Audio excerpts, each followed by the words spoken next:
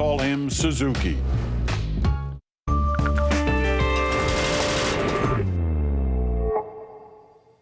In Canada, we have services like Netflix and Crave TV, but access to live television is still same old, same old. But today, Bell branched out with a new product online that can show you live news and live sports on your favorite channels, playing catch up with what some companies have been doing in the United States.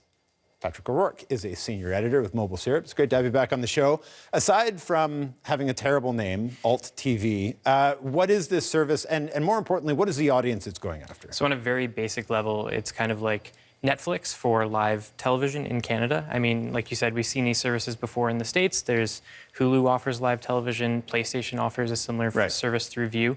This is kind of a Canadian company playing catch up and offering a version of their Fibe television, but for cord cutters, sort of, but not really. But it's interesting to me that they didn't just, because they have Crave TV, which is like their version of Netflix, but so they have that. Why didn't they just sort of add live programming into that? To have another whole different standalone kind of feels like a flawed business model. That's a good question. I mean, that's to me what it would have made sense, adding some kind of live feature to Crave TV. Right, and jacking up the price. Of course, yeah. But I think part of this is keeping people within their services because, as I'm sure you know, you need to have a Bell Internet subscription to be a subscriber.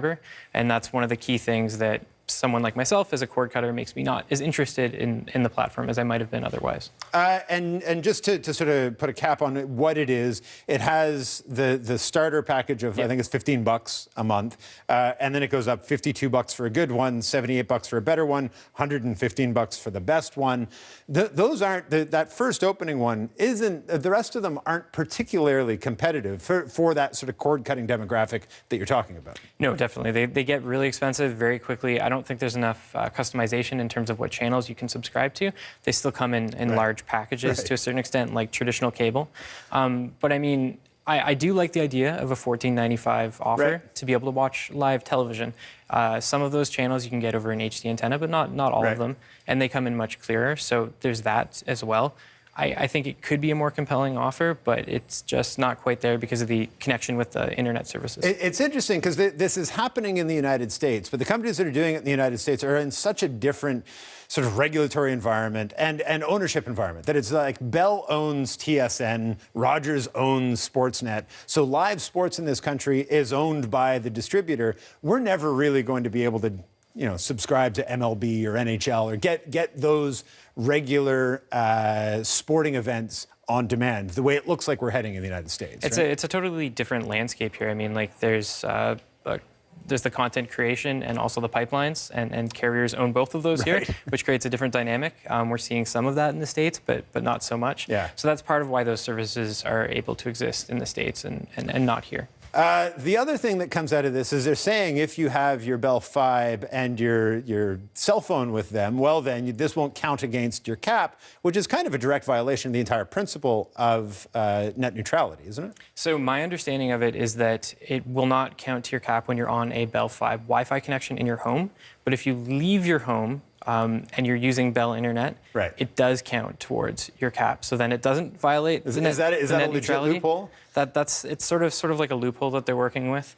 But I can see that changing at some point in the near future if the service becomes popular enough. How quickly are the numbers of cord cutters and just people that are seeking out alternative arrangements in terms of how they consume television?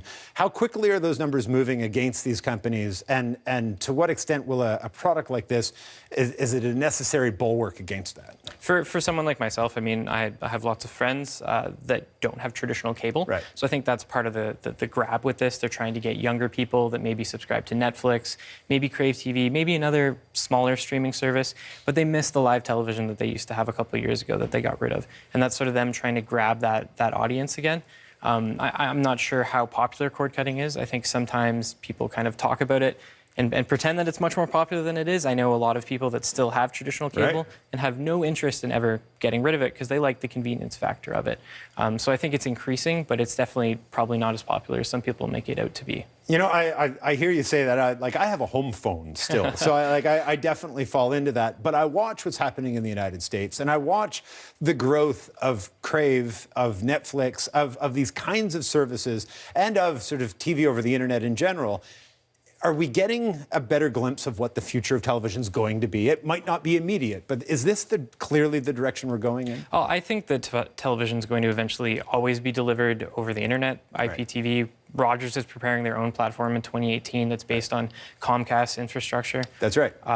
Which is why they tore down Show Me, right? To restructure that part of it? Part of that to a certain extent, but also because their own platform that they were building wasn't working out. So they had that massive write-down and then signed on with Comcast. Right. This is where TV is going. It's eventually going to be delivered over the internet. It's just a matter of what that's going to look like in the Canadian landscape. And like everything else, whether it's iTunes or most of the entertainment world, are we just going to be a period of time behind that, or does that ownership landscape you're talking about fundamentally alter how we will adapt to that new future? I think we're always going to be a little bit behind the curve, sure. just the nature of how licensing works. Like companies have to license stuff to the US, they have to license stuff to Canada. Things move a little bit slower here.